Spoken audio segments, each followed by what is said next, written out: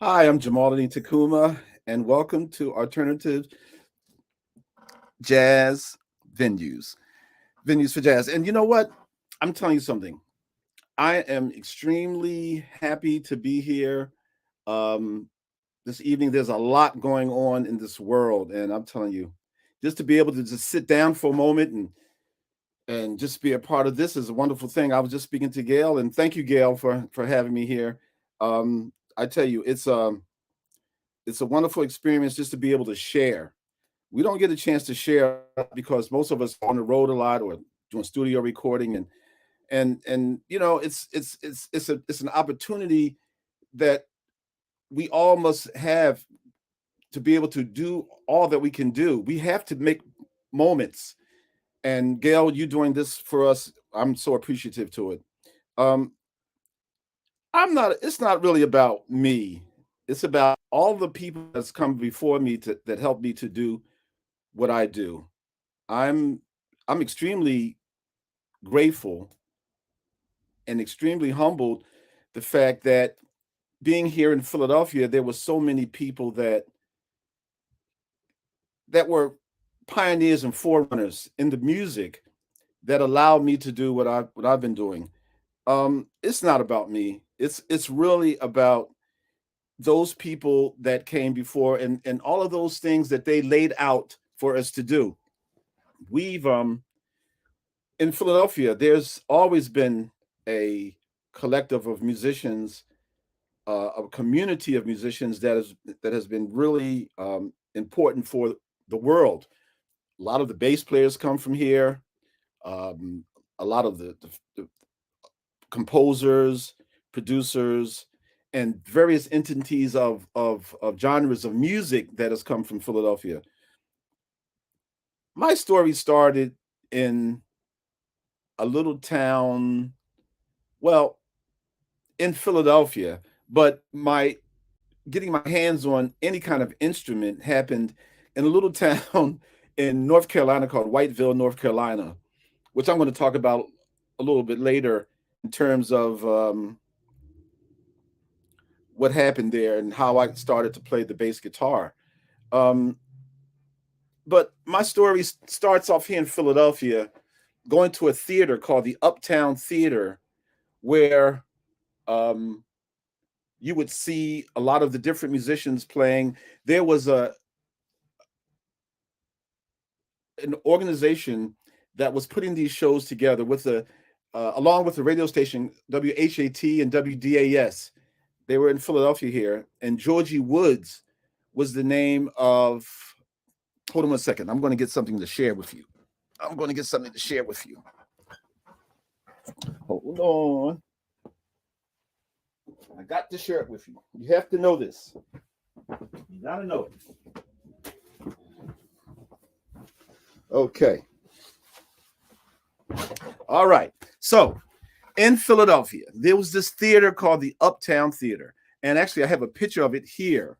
And this might be one of the only pictures of this theater inside of the theater. There are some photos of this theater from the outside, but this is a photo from the inside. And that guy that's playing bass right here with that custom amplifier and the 1966 Fender bass, his name is Val Burke. He was the first bass player that I saw. At that time, we talk in 1966, 1968, 1970, onto the early 70s. There was a lot of singing groups. You had the Motown people, Smokey Robinson and the Miracles. You had the Temptations. You had Four Tops. Then you had James Brown doing the more funkier stuff. Um, and what happened was there was this concept of the singing groups that was happening in Philadelphia. You had the Delphonics, you had the Stylistics, you had Kenny Gamble and Leon Huff. They started Philadelphia International Records. They were making recordings, they were producing, and this place, the Uptown Theater, is where all of these people would come and perform on what they called the Chitlin Circuit. We could talk about that later. You might have some questions about that, but the Chitlin Circuit, the Uptown Theater in Philadelphia, the Howard in Washington, the Regal in Chicago Theater, the Apollo in New York. this is where all of these groups would play, because at that time they had hit records. They had hit records out at the time, and so they would do the performances, and you know that the songs that they had on the radio at the time were only like 2 and 3 minutes, unlike most of the performances that they have now, which are like some of the records are 5 minutes on radio. But at that time, all the songs were basically 2 minutes. You had to write a song in 2 minutes in order to have it on the radio. 2 to 3 minutes. 3 minutes was actually too long. So it would be like 6 or 7 or 8 groups on a show. And so they would have, their time to do all their songs. And then they would do this show 10 days. So it'd be like 4 or 5 shows a day for 10 days. Could you imagine that? Sheesh. And so these guys, they were part of the group that was doing this. These guys were called Willie and the Mighty Magnificents. And they were the backup band for the group called The Moments. They had I Found Love on a Two-Way Street. They had that song out. They had, there was another group called The Whatnots. And they were part of the all platinum sound out of Jersey with Sylvia Robinson, who actually became the forerunner in hip hop records. Right? And so this theater, I would see everybody there. And this guy, his name was Georgie Woods. We called him Georgie Woods, the man with the goods. He was a DJ on the radio, and he would host these shows at the Uptown. So I would see these shows. My mother would like give me money to go to the shows, and I would, sit there in the theater and, like watch one show, then they show a movie, and then you would watch another show. So I would, myself and my friends, we would be there most of the day just geeking off of these shows and watching these bands play. This particular bass player, Val Burke, my first experience seeing a bass player, they were on stage playing, and they were probably playing like a Sly and the Family Stone song. If you've never heard of Sly and the Family Stone, check out Sly and the Family Stone and their bass player, Larry Graham. So this band here, they were probably playing one of their songs, probably the song called Higher. I want to take you higher. They were playing that song. The band let him have a solo, right? This is the first time I ever saw this. He started doing his solo, and in the middle of his solo, he takes his hands off the bass and start blowing his fingers like they were on fire. I was done. That was it. I said, that's what I said, I don't know if I would have like blown my fingers like they were on fire, but I want to play bass like that. And aside from that, having listened to him playing on all of those records, I'm in contact with Val now. We talk, and he's sort of really underrated. And I hope to be doing something in tribute to him later. But he has been a complete inspiration to me in terms of sound, movement, the way that he moves on the bass guitar, and the way that he accompanied those recording sessions at the time. And when I saw that, I was like, wow, that's what I want to do. Because before that, I used to be a singer, in a singing group, like Bruno Mars is doing now, that record that they have out now they had like the singing group. They kind of sort of recapturing that moment of the 70s where they were singing groups. But, I was actually in a singing group at that time called the Versatones, which was comprised of the brothers of a singer named Brenda Payton, who at that time had a band called Brenda and the Tabulations. And so we had a group. I lived in the projects in North Philadelphia. We had a group there. And so after seeing this guy play bass, I wanted to play bass. So my mother used to send me down south to Whiteville, North Carolina every summer. And when I was there, I would help my uncle and aunt on the farm, because my mom used to send me down there to sort of escape all the gang wars that was happening in Philadelphia at the time. So one day in particular, I was there in the house, and I noticed in the corner there was a guitar. And this guitar, I asked, who did the guitar belong to? Nobody in the house knew where this guitar came from. I was like, nobody knows who this guitar belongs to? They were like, nope, don't belong to me. Don't belong to me. Aunt, does that belong to you? Doesn't belong to me. My cousin Jerry. Nope, don't belong to me. It just appeared there. I was like, okay. I picked the guitar up, And the guitar normally has 6 strings. A guitar normally has 6 strings. This particular guitar only had 4 strings on it. And I'm sure that it wasn't in tune because I didn't know how to tune or anything. But I did learn how, I picked it up and I did learn how to play the song Get Ready by the Temptations on 1 string. Like do do do do do do do do do do do do do do do do, and I learned how to play that on 1 string. I came home right before school started. My mother and I was walking down Broad and Erie Avenue in Philadelphia, walked past a pawn shop. I looked up there, I saw a bass guitar. I say, wow, Mom, I would like to have that. So she didn't say anything. 2 weeks later, I come home from school. Boom, a box was on my bed. Opened the box, there was that bass guitar.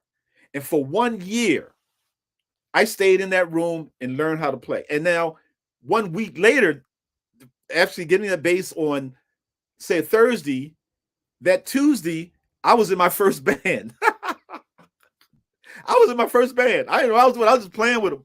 And I told them that I had all this equipment. And they, at that time, like if you had a lot of equipment, they would let you in the band. I told them I had amps, guitars, and drums and basses. And that was actually my first lie. I mean, like, ugh. And I think about it today. I'm not a liar. I'm not a liar. I'm a very truthful person. But when I think about what I did to get in that band at that time, that is the only lie that I can remember actually faithfully saying and carrying out.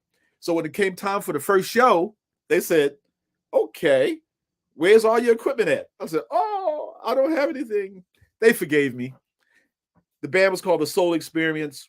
We played in Philadelphia. At the time, there was a lot of social activities that was happening with the musicians, unlike now. Now, I think musicians are getting back into playing together, collaborating with each other with live instrumentation on that scene. But in that time, in the neighborhoods, there was all kinds of bands. And we were playing, and we, like as a teenager, as a 15-year-old, 16-year-old teenager, I was making money even then playing, on weekends. And we were playing. We had a place here in Philadelphia called Connie Mack Recreation Center where all of the bands would play. We would all play, you have 4 different bands and everybody would be playing the same songs one after the other. But it was cool because, each person did a different arrangement. So anyway, that's how I started doing what I did. I finished up high school, wanted to be a basketball player, but when I got to high school, I decided that I wanted to play music instead.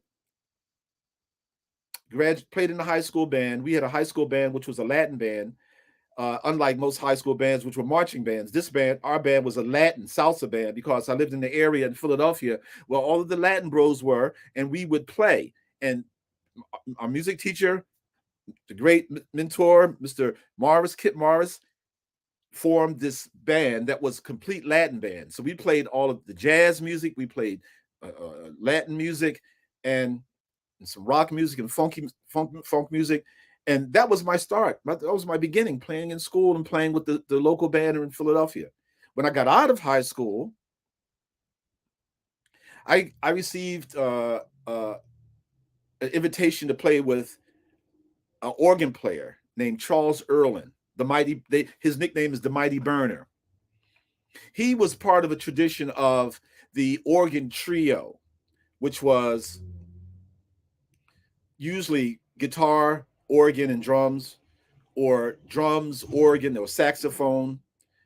And so we talking like early 70s where everybody was experimenting with fusion. So you had this fusion of rock and jazz. Hence, Mahavishnu Orchestra, Weather Report, people out of Europe, Terence Ripdal, Eberhard Weber, all the ECM stuff that was coming out of Europe was basically incorporating that whole concept of rock and jazz. You had Return to Forever with Chick Corea and Stanley Clarke and Lenny White and Al Di Meola. And so Charles wanted to experiment with that. So he brought me in as bass player. And that lasted for about a year. And I had got a scholarship to go to Berkeley. I didn't want to go. Berkeley School of Music. I didn't want to go. And why? Because I wanted to be a musician that was involved in the mix. I wanted to be in that mix. I wanted to be out there. I wanted to do all the things that I had wanted to do and dreamed of doing. in my room when I was playing that whole year, when I was in there shedding for that whole year, checking out all the jazz festivals that was happening all throughout the world, playing on recording sessions, playing around with musicians and collaborating with musicians, and starting my career off also not as a bass player, but working as a producer. So that's something that I wanted to do. And I didn't want to go to school. I didn't want to go to college because I wanted to do that side of it. In hindsight, when I think about it, I think I got more educated doing what I did. And I thought it was the right choice to do what I did. You know, everybody has to do what they have to do. They have to make the decision what they have to do. But even today, it's difficult, even for that person that pays all that money to go to school. It's difficult for them to acquire a proper situation in the job scenario when they come out of school. So in my assessment, I thought and I felt as though that I had made the right choice for myself. Um, that gig lasted for about a year. So something happened in Newark, New Jersey, where I was let go from Charles's band in Newark, New Jersey. After a concert, he says, "Hey, Rudy," because my name at the time was Rudy. He said, "Rudy," he says, "Come back here. Let me pay you." I said, "Okay." So he said, "Okay, I'm gonna have to tell you something." I said, "What?" He says, "I'm not going to be able to use you anymore." I'm like, "What? You're gonna fire me?" I said, "I didn't go to Berkeley. Now you're gonna fire me? I've been on the road for about a year with you, and you're gonna fire me? Come on." So I was broken up. I was hurt a little bit, you know. But it's funny because I have the same kind of mentality now as I had then. I was patient. Patience is really something that you guys have to understand. Patience is a quality. You know, we're so used to now to making things happen really fast and this and that and the other and stabbing each other in the back trying to, get up the ladder. But no, no, no, just be patient. You know, if the creator has something for you, it will not pass you. Believe me. And if it's something that's not meant for you, it's not going to be meant for you. So you just have to, as a young artist and as a young musician or anything that you're doing in your career, just do your best work. Let your work speak for itself and be patient. So about 1 week after that firing, I come back home to Philadelphia. My mother said, "It's okay, baby. It's all right." I was like 18 years old. I got a call from Reggie Lucas and James Ntume. James Ntume and Reggie Lucas were at that time with Miles Davis. Reggie Lucas is a guitar player, a producer. James Ntume was a percussionist producer. They went on to becoming famous producers, writing songs for Roberta Flack, writing songs for Stephanie Mills, and producing Stephanie Mills' initial albums. Reggie went on to become Madonna's first producer on her first album. So they knew me as a young brother coming up here in Philadelphia. They told Ornette Coleman about me. They asked me would I be able to come to New York to rehearse and audition for Ornette for a tour that Ornette was going to be doing in Europe for 2 weeks. I spoke to Ornette. He says, "Come." And I had heard about Ornette before, didn't know a lot about him because, mind you, I was coming up in a different kind of a different world in terms of the 70s so all the earlier stuff I really wasn't completely familiar with. But that's okay because here I was, a young mind ready to be molded in a positive way. So spoke to Ornette, came to his loft on Prince Street, the Artist House, which is famously known for the concerts that he used to do there. Went there, rehearsed it with him, auditioned with him or whatever. And he says, "Yep, I like you. I want to take you on the road with me." I was like, "Cool. We're going to go on the road for 2 weeks." Told my mother, got my passport, told my mother was going to go to Europe for 2 weeks.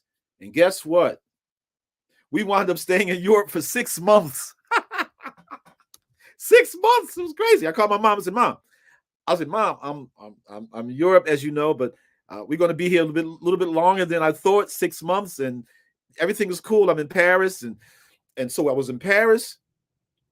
Paris was our home base, but we would go to England, we would go to Italy, we would go to Switzerland, we would go to all these places and do all these concerts and then come back to our base in Paris. And in Paris, we recorded our first recording as prime time called "Dancing in Your Head" and "Body Meta" and "Of Human Feelings."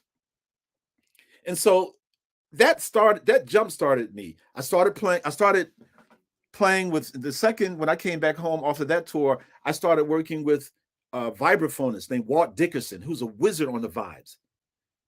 The late great Walt Dickerson, amazing on the vibraphone. We know about all these other guys, but Walt Dickerson, you guys got to check out.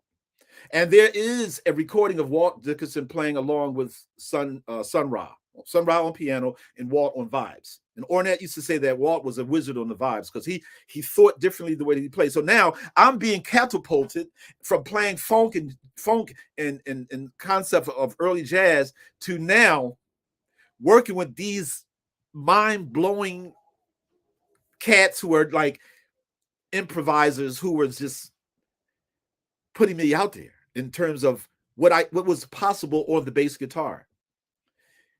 Started recording with a label called Gramavision, my first album entitled Showstopper, then Renaissance Man, the second album dedicated to Paul Robeson, then the third album, Jukebox, and then the bands I had called Cosmetic, and things just started rolling after that. And I am so glad and honored because the production and the promotion that went into those early records and that went into my early career is still working with me now, which is unfortunate with some of the younger artists. You know, it's difficult for them to get the right promotion that they need to do what they need to do. And thank God for the internet. Thank God for the internet in that with social media, the young artists today can promote themselves. They can do what they want to do. They can control the narrative as to how they want to be shown, what they want to say in their music, and how they can get that out to the world. It's really interesting that I've been blessed to work with so many different people in so many different genres because being with Ornette, I learned that music was music. I mean, you had the business of music, but music itself was music. And I didn't feel as though that I put myself in any kind of box. So I was able to invite the group, you know, the hip hop group, The Roots, to Germany for their first European tour. I was able to record with them on a record with Grover Washington Jr., and Questlove and Black Thought and Malik B on a record called Groove 2000 with Grover Washington Jr. So, and, you know, from doing that to working with the Alpine group in Vienna, Austria with my friend Wolfgang Pushnik, doing Alpine music mixed together with funk and jazz. So I would suggest that you guys not worry about categories. Just worry about the music and how you want to present yourself in a positive way.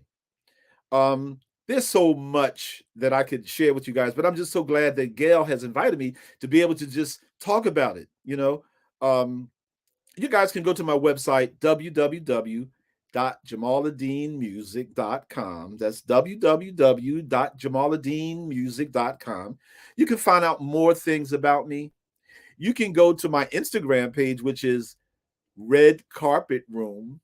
And it's interesting about the Red Carpet Room. Let me tell you about the Red Carpet Room. And you guys being at those places, see how these guys were, see how sharp these guys are here. They're clean, right? They're sharp, right? Let me tell you something. This is what we saw. This is all we know. This is what we do. When you hit the stage, guys, hit the stage in a way that you're going to bring your A game. Bring your A game from the music, from your design, from your fashion, from your presentation, on and on and on, because it's all a part of it. I can think of everybody, the Nicholas brothers who were dancing, to Duke Ellington, to Miles Davis, to Ornette Coleman, to Dizzy Gillespie, to Oscar Peterson. They all were sharp. Bring your A game. Now, the Red Carpet Room is a place here where I work as a stylist. I also work as a stylist, a fashion stylist. I get the guys together. You know, I say, what kind of performance you guys are doing? Maybe this will work for you. Maybe this will work for you. Try this. Try that. You know, try this hat. Try those glasses. It's important, guys. The whole concept of just your T-shirt, no. Give them more. Give them more. Give them something they're going to say, woo, what was that? What? After the performance, first of all, you're going to be killing them with your craft. your horn, your drums or whatever, and then after that, hit them with bam, hit them with some drip, hit them with some drip, because that's just the only way to do it. Then that way, and the folks who come to see you, they're gonna remember that.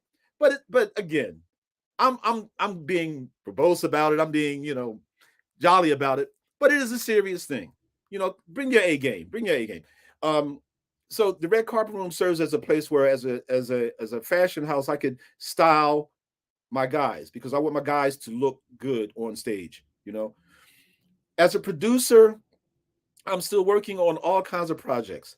I started a festival here in Philadelphia called the Outsiders Festival, and that's been really good festival in terms of bringing all the improvisers together. I have a project coming up called There He Stood at the Paul Robeson House here in Philadelphia. That's going to be premiered on February the 2nd, and it's going to be a tribute to Paul Robeson, sort of a continuation of a project that I did called the Renaissance Man in the 80s. Later on, I'm going to be doing as well a Paul Robeson piece called The Battle of Images for string quartet and fretless bass and percussion. And so that's going to happen. And also, I'm going to be working on my, thanks to South Arts, I'm going to be working on a project called The Dirt Road Experience. And that's based on when I used to go down south, working with my aunt and uncles, the origins of how I started. I'm going to be there doing a residency from February 13th to March 13th, engaging with the community there, engaging with the artists there, engaging with the musicians there. I'm going to hold an artist panel. I'm going to hold a welcoming panel where we're going to talk about the music, the migration of the North Carolinian musicians who came to Philadelphia. We're going to talk about how I started to play the bass down there, my fascination with Mickey Mouse and GI Joes, which started down there. So there's a whole thing that I'm doing down there. I'm going to be doing some concert performances at a restaurant called the Chef and Frog. I'm going to do a masterclass workshop at Southeastern College, where I have some roots there as well. And so it's going to be a fabulous time that I'm going to be doing some things with you guys. Please stay in contact with me. I can let you know what's going on. And I do hope that I've said some things that could inspire you, that would give you some information as to how you could be a better musician, how you can work yourself in this music world and do what you need to do. So thank you so very much, Gail, and everyone there, and peace.